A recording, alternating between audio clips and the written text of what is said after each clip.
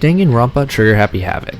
Despite the fact that this game is almost 15 years old, I didn't get introduced to it until about 6 months ago by my good friend VenusMaybella. By the way, you should totally follow them on Twitch and check out their art because it's really cool. Anyways, as soon as they introduced the game to me, I found it to be incredibly intriguing, but I was especially interested in its cast of characters. So after completely finishing the game on stream myself, I decided to rank all 17 of them. Yes, 17. I'm ranking Toko and Genocide Jill separately because based on my understanding, they are two different people that share the same body. Major spoilers incoming, so if you haven't finished playing or watching this game, I highly recommend doing that first. With that out of the way, let's begin.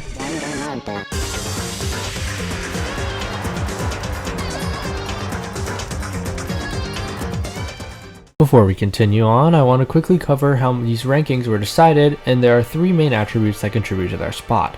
The first is personality, this being the most impactful attribute for the list.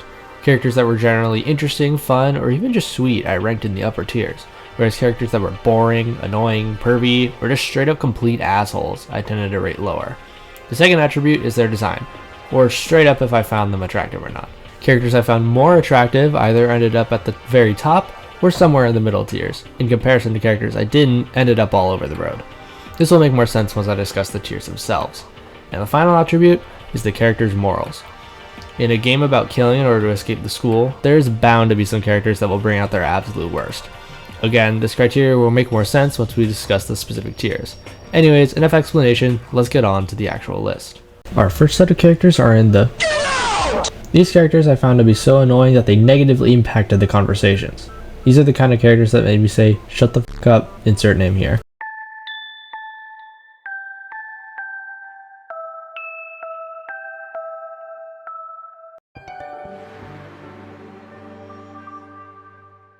Hifumi Yamada is the very definition of his title, the ultimate fanfic creator. If the nerd emoji was a real person, this would be him. He claims to only be attracted to 2D, but based on the way he is around Celeste, hey yo, what the fuck? I think that's just a fucking lie. He makes many perverted remarks, like when discussing an invitation from Sayaka or Byakuya's hunch to check the girls' locker room first. The whole arc with Alter Ego makes sense for his character, but oh my god did it make him even more annoying. Also, he's so stupid, especially in Chapter 3. He instantly believes Celeste when she claims that Taka committed heinous acts against her, which normally would make sense to believe the alleged victim. However, Taka was the ultimate moral compass, meaning he was basically incapable of even doing something so horrible. So with that information, he killed Taka, faked his own death, then hid Taka's body, before eventually getting killed for real by Celeste herself. And you know what he said upon his dying words? His killer was Yasuhiro, which is later revealed that it is Celeste's real last name, but why the hell would he say that if no one else knew what it was? And it matched the first name of another person! Seriously, if Kyoko and Makoto weren't as intelligent as they are, there's a chance that survivors would have fucked up and lost the case because of that fact alone. Hifumi pissed me off day one of meeting him, and never stopped until he ended up dead, hence why he takes last place, number 17.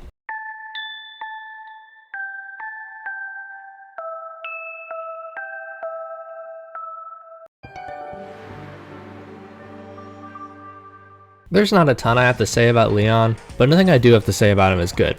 For one, I find his character to be both annoying and boring.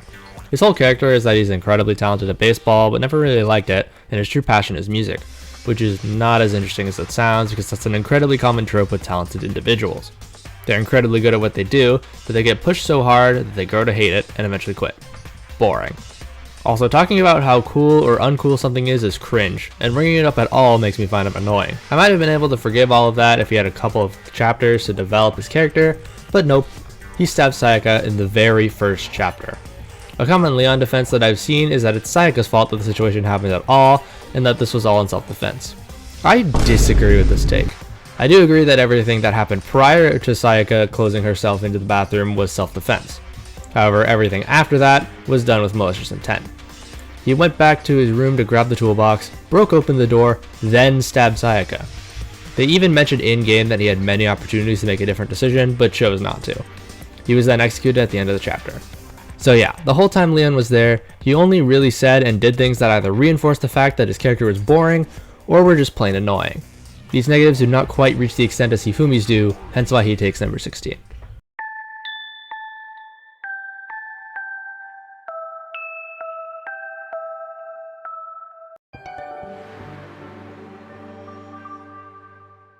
Now when talking about this guy, the most common thing I hear about him is that he's just a chill guy, which would be great and all if he wasn't so painfully dumb. This is his main character trait. Every other sentence this guy speaks is something incredibly dumb. There's not really anything else to him. The other crazy thing is that he survives the whole game. Bro has less character development than Sayaka, the first character to die. This is especially frustrating because many characters would definitely be ranked higher if they were just around in the game longer, but their stories had to be cut short. Hiro was around the whole time and still didn't get any development. On top of all that, the shit he pulls in chapter 4 is just like, why? Bro panicked because he was left alone with Sakura. Which, sure, she's intimidating and was outed as a traitor, but if you took any time to get to know her at all, you would have known that that's not how this was going to go down. What a fucking idiot. Also, just to add insult to injury, there is another character who has being dumb as a part of their character, but they have other character traits that makes them significantly more likable than Hiro. I'm of course talking about Hina, but we'll get onto her later. The fact that Hina exists makes Hiro's existence even more useless. The only reason he doesn't rank any lower is because he says something funny once in a blue moon and wasn't annoying literally every time he spoke, just a lot of the time.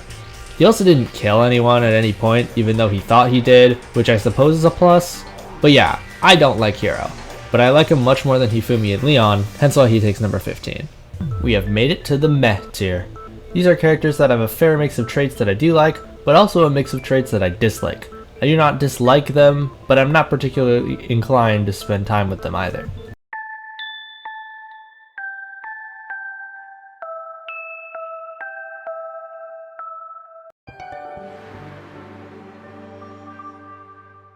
I personally do not find his character particularly interesting. He's a stereotypical tough guy archetype who's really strong, buff, and a bit of an asshole on the outside. But deep down, he's really weak and has to present strong in order to hide all of his emotions. Nothing we haven't seen before. On top of that, look at this guy's haircut. It looks like an armadillo is just chilling on his head at all times. Goofy as hell. The most interesting that happens with him is his arc with Taka. The two are clashing for the first chapter and a half, which makes a lot of sense considering their very clashing values. They challenge each other to see who can sit in the sauna the longest, which we never actually discover who won. But the next morning, suddenly they act like they've been close friends forever. It's such a strange dynamic change, but I find it quite intriguing. Unfortunately, everything falls apart when he murders Chihiro. He knew that they were much stronger than he was because they were willing to face their flaws head on, so he killed them out of rage. Huh. Well, that's irritating, and certainly doesn't earn any points from me. So yeah, Mondo has a few interesting things about him, but not interesting enough to get me to like him, hence why he has the number 14 spot.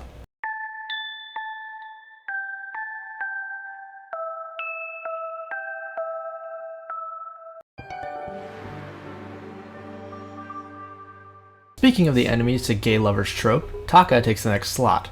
Again, the most interesting about him is this dynamic, especially the after effects. Before all of this went down, I would describe him as the stereotypical teacher's pet or hall monitor type of guy. This is not a particularly likable archetype, as I found a lot of what he was saying to be annoying, like piss off and mind your own business, bro. Chapter 3 is where his character gets the most interesting since Mondo had just been executed and he was left depressed. He basically lost all of his traits that made him, him. That is, until he meets Alter Ego, the AI program developed by Chihiro. Alter Ego then takes the form of Mondo to motivate Taka to keep moving forward. After this, Taka suddenly gets a huge boost of motivation and becomes this bizarre fusion of himself and Mondo. I don't really understand how this works at all, but it's interesting nonetheless. But just as his character is getting interesting, he dies. Why would they kill him off like this? Even if he had just one more chapter to come to terms with and accept Mondo has died and he needs to move on and keep being himself would have gone a long way. But no, he dies in his weird fusion-ass form. Truly a missed opportunity to develop him further. That extra chapter of development does give him the edge over Mondo, but again, he's not interesting enough to make me particularly like him, especially how he acted in the earlier chapters. We have now reached the largest tier of this game's ranking, the attractive red flag tier. These are characters that I find to be physically attractive, but something about their personality or morals makes them a red flag, enough that I try not to spend my time with them if I have the choice. This tier's ranking is more heavily based on morals than any other tier, so keep that in mind when we're going through the rankings.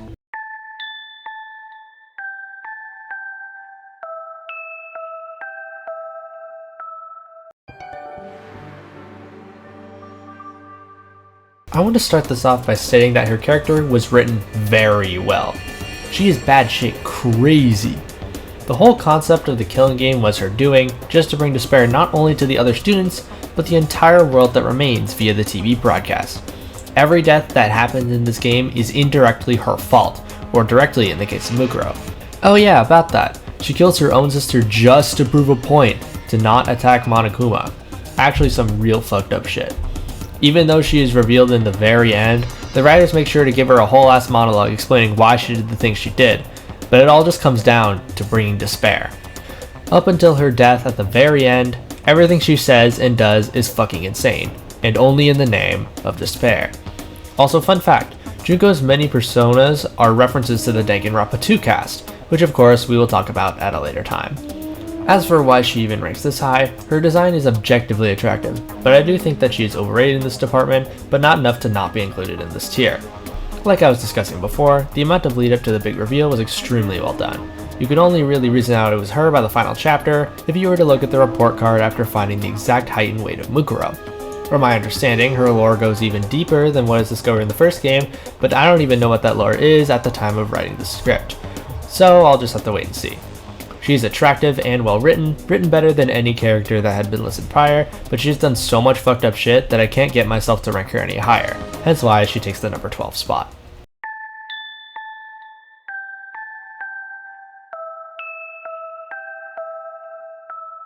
I'm the ultimate murderous fiend, Genocide Jack! Or better yet, let's go with Genocide Jill! From one crazy bitch to the next, we have Genocide Jill, the ultimate murderous fiend.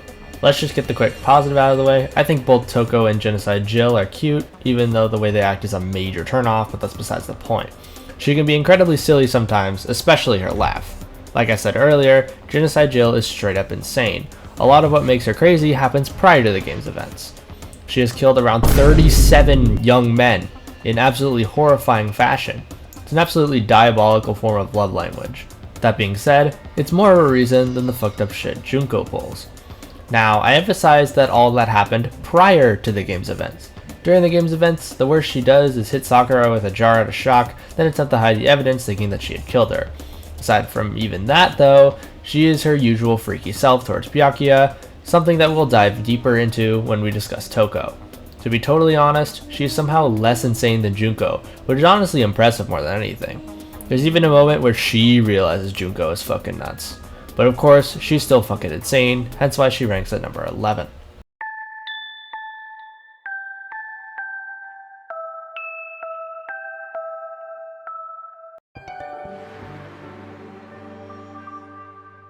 I will admit that I actually liked Celeste for the first few chapters. She's first presented to be very calm and collected, and does not let the pressure of the killing game get to her. She heavily emphasizes that everyone is going to have to adapt in order to survive. Her greatest contribution is the introduction of the nighttime rule, stating that no one will be wandering around the schools during the nighttime. This puts everyone at more ease during the night hours, and it's insane to think how the first 2 murders ended up happening at nighttime anyways, despite the rule's implementation.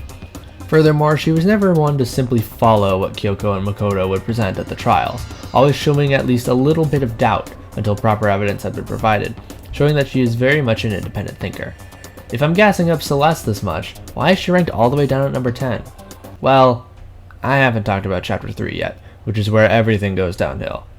It's hinted in the previous chapter that she is somewhat manipulative, based on the whole milk tea incident with Ifumi. However, this fully comes into light with everything that goes down in chapter 3. She manipulates Ifumi into helping her carry out her plan by claiming Taka had stolen Alter Ego. This alone would have been enough to get him to help her, but she additionally adds on an additional SA allegation. What the fuck, Celeste?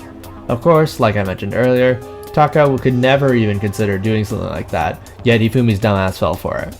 Anyways, after manipulating Hifumi into killing Taka, faking his own death, then moving Taka's body, Celeste finishes the job and kills Hifumi, all the while leading everyone else astray and framing Hiro for all of it.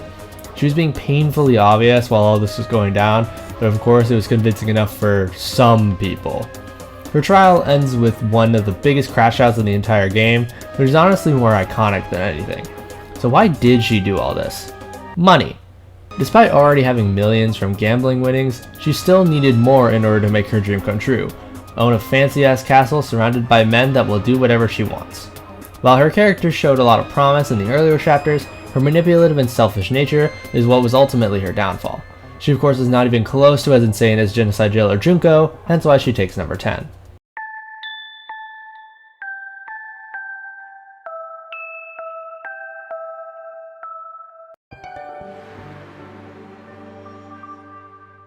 Wait, but we already talked about Junko. Why did she show up again? Well, that's because this entry actually belongs to who this actually is, Mukuro Ikusaba. Even though her existence isn't even revealed until the end of the 4th chapter, I still find Mukuro to be one of the most fascinating characters of the first game's cast. For this entry, I will also be considering who we thought was Junko in chapter 1, but it was actually Mukuro pretending to be Junko instead. Additionally, all the lore dropped on the real Mukuro chapter 5 onwards. Two things really stuck out to me when she was pretending to be Junko.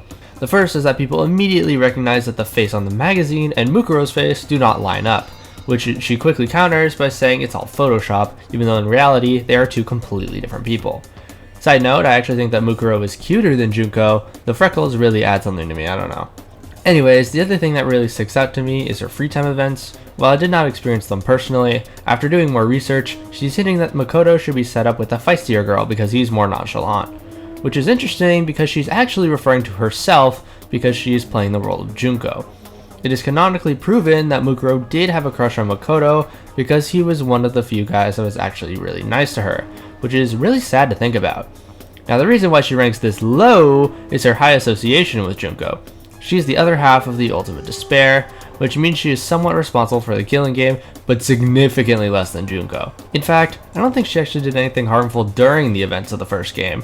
Rather, her intentions were at the very least gray area. She also definitely has killed a lot of people in her past, since she's been in actual wars for Fenrir. Although I don't really count that against her, since in the context of war is very different in the context of killing your classmates for selfish reasons. Anyways, I do really enjoy Mukuro's character, and I think she's underrated in the looks department, but I can't rank her any higher due to her high association with Junko and the Ultimate Despair.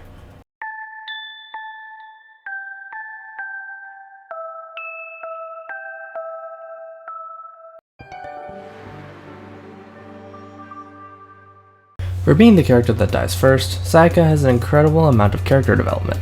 Everything up to her death, it is heavily implied that she is Makoto's love interest. The feelings seem to be genuine up until the first motive is revealed, in which she realizes she can use this to her advantage. The thought of losing the people closest to her, the other members of her pop group, absolutely broke her. At that point, she was determined to escape the school. This determination ultimately led to her downfall. Her plan was to kill Leon and then blame Makoto, executed by them trading rooms the night prior. Unfortunately for her, this backfired and ended up getting her killed instead. However, in a dying effort, she managed to spell out Leon's name, confirming that he was the killer so everyone could survive another day. Her greatest red flag should be quite obvious. Using Makoto's feelings to manipulate him into potentially getting himself and all the others killed is pretty fucked. She also tried to kill someone, even though she ended up failing, so technically she never actually killed someone. In the end, I could tell that her feelings for Makoto were genuine, otherwise she wouldn't have cared to spell out Leon's name for all to see. If she didn't care about his survival, there would have been no point into revealing the killer. I would also like to emphasize that her motive was significantly less selfish than the following two, since she was aiming to make sure her friends were safe rather than a personal secret or just straight up money. I think she's cute, and her character is well written, but the things that she had done or attempted to do prevent her from ranking any higher than number 8.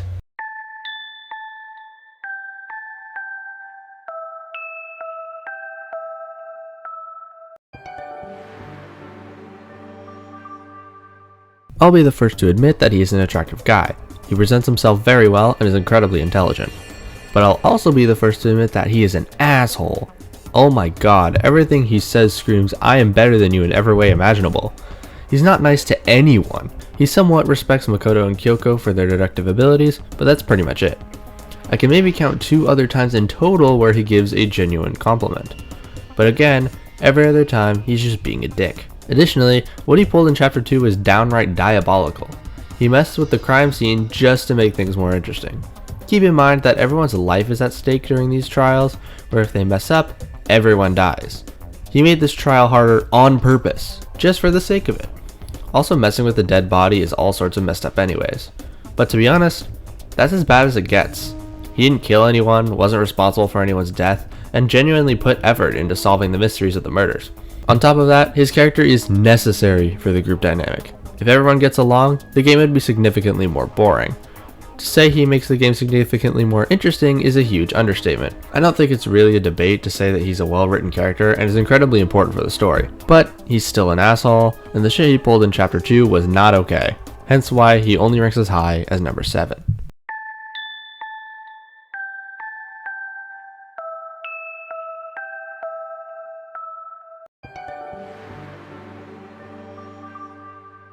Like I was saying with Genocide Jill, I actually think that Toko is cute, contrary to how she feels about herself. Self-esteem is one of the many issues that Toko has, however. She does not play well with others, especially Hina. Some of her comments towards her specifically are especially unhinged. I do like when she ripped the living shit out of Hifumi though, fuck that guy. This is actually explored a lot deeper when going through her free time events, that people were fucking mean to her, which probably contributes to how she treats other people. The only people she gets along with are Makoto if you do her free time events, and even then it's kind of a stretch, and Byakuya. And how she is obsessed with Byakuya. Seriously, most of her dialogue after chapter 2 is her being freaky towards Byakuya. The fact she calls him master is vile, and no matter what Byakuya says or does to her, she finds a way to get turned on about it. Saying she's freaky is an understatement. Obviously Byakuya being, well, Byakuya, he does not have this mutual connection with her. In fact, he finds her to be quite annoying, but Toko remains hopelessly obsessed. I will give her props for the fact she didn't do anything horrible. She was just freaky and bitchy, which is enough to get her into this tier, but she sure as hell is better on the morality scale than all the characters mentioned previously. We've finally made it to the characters that are based. These are characters that I do not necessarily find physically attractive, but their personalities absolutely shine. None of the characters beyond this point have done anything horrible, but of course every character has their flaws, so I'll be sure to point them out.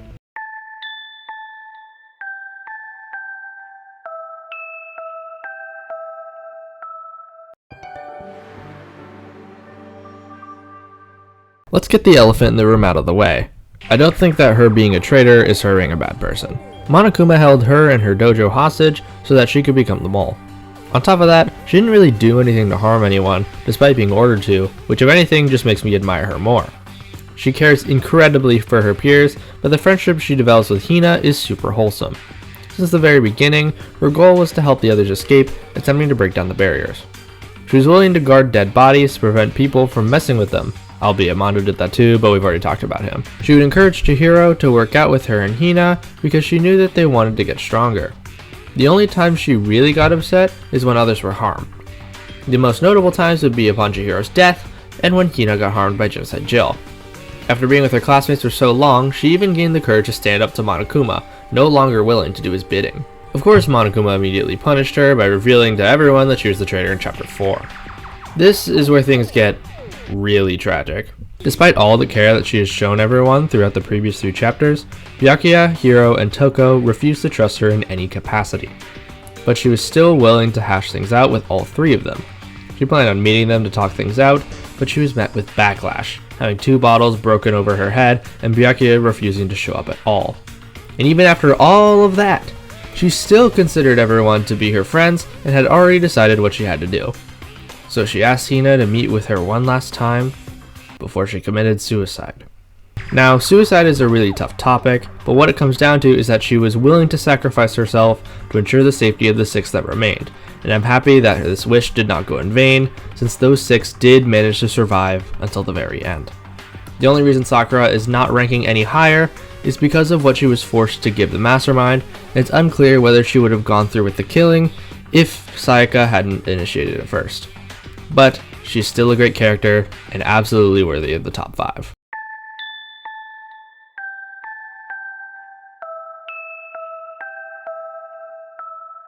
Before we go any farther, I guess I should introduce myself. As far as self-insert main characters go, Makoto is about as good as it gets. He's a good mix of his own character as well as taking attributes from the player, thanks to the free time events. Even though Makoto characterizes himself as average and insignificant, I don't actually believe this is true at all. His emotional intelligence is incredibly high, and he's able to get along with pretty much everyone. Even the people who are just known to kind of hate everyone, he finds a way to connect with them in some way. Also, his ability to solve every single murder case cannot be ignored. He's assisted by either Kyoko or Byakuya, but he's still able to come to these conclusions with his own reasoning if pushed into the right direction. On top of that, he doesn't solve these cases out of his own personal interest. He does it to ensure the survival of his peers. Even when everything seemed at its dimmest, he was able to convince the others to vote against Junko so that they could finally escape to the outside world. I'd like to emphasize that he was willing to trust his peers. Even if the trust is misplaced with Sayaka, he believed in Kyoko more than anyone else, even when she was most suspicious and did not place that same trust as easily. Even in Chapter 4, when he kept Sakura's secret from Kyoko, she eventually realized that he did this to protect Sakura. Of course, Kyoko got super pissed when this first happened, which was more heartbreaking than anything, but I digress. I'll also admit that Makoto can be a little naive sometimes. Kyoko and Byakuya both point this out many times throughout the game, and I can't really disagree with them. But everything he does is with good intentions, and he's actively attempting to help the whole group's survival. There honestly isn't anything that goes against Makoto morally, but he ranks at number 4 just because I simply like 3 characters more.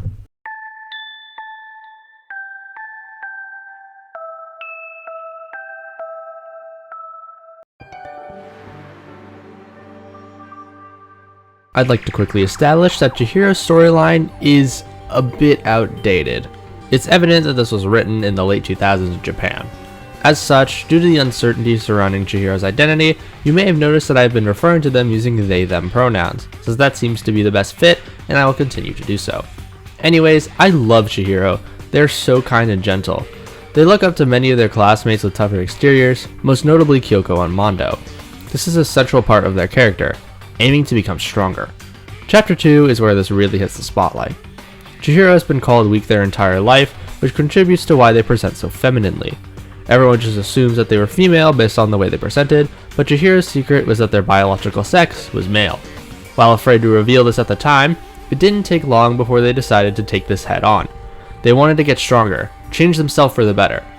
But they also knew that they couldn't do this on their own, hence why they reached out to Mondo.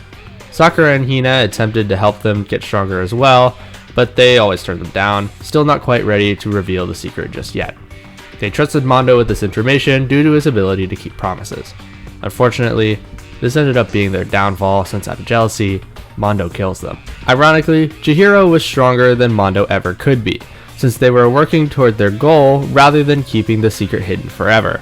Mondo recognized this, and it was ultimately his weakness that got Chihiro killed. I incredibly admire Chihiro's outlook on their secret, and it's heartbreaking that their approach inevitably led to their death. Despite their lack of dialogue and how early they were killed off, their story was written very well, and they are honestly the most pure out of the entire cast. Again, the only reason they don't rank any higher is that the 2 characters above them I simply like more. The final tier is the heart tier. These 2 characters I absolutely adore. Their personalities are awesome, much like those in the base tier, but they also have that design factor, to where these 2 characters are the ones I would prioritize over all others if I had the appropriate gifts. In fact, my favorite character in the game is the only one that I maxed out my free time events on in my playthrough on stream. By the way, I'm streaming the second game pretty soon here on YouTube, so stay tuned for that. Anyways, let's get into the top 2.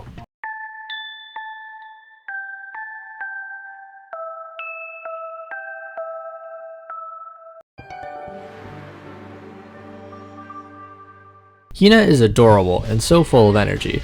She can be a bit airheaded at times, but it's not like it's all of her dialogue, unlike a certain someone else.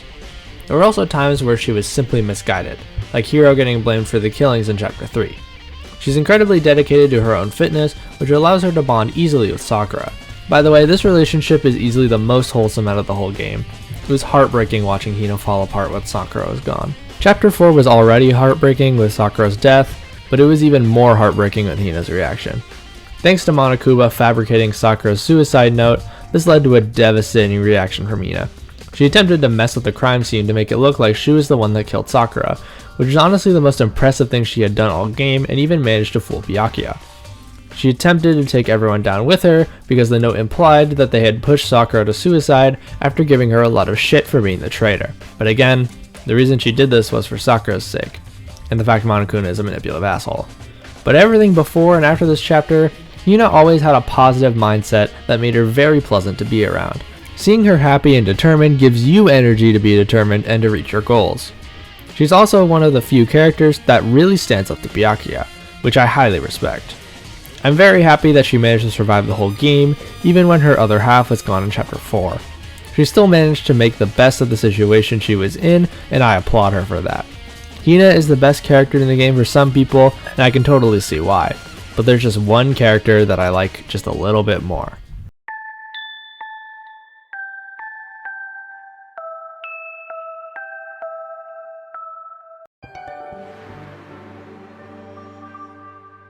Anybody who has ever played this game should understand why Kyoko is the best character.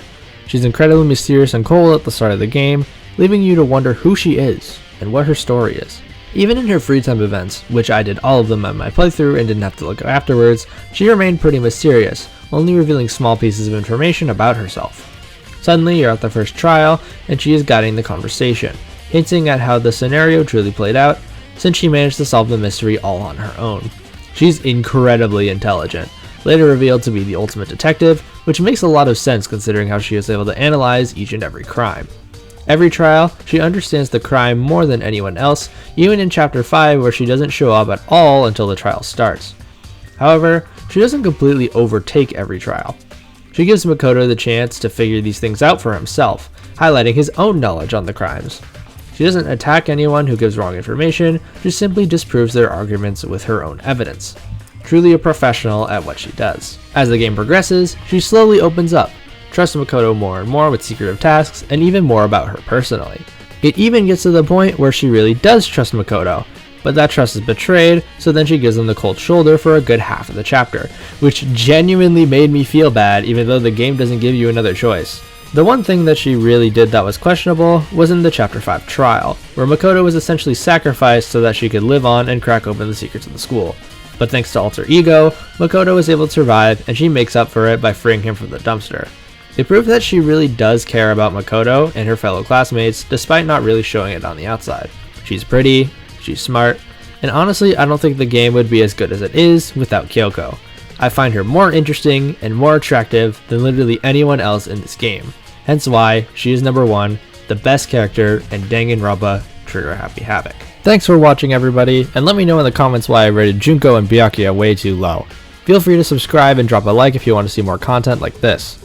I will be streaming Danganronpa 2 very soon, so hopefully I'll be able to see you all there. Till next time fellas, see ya later.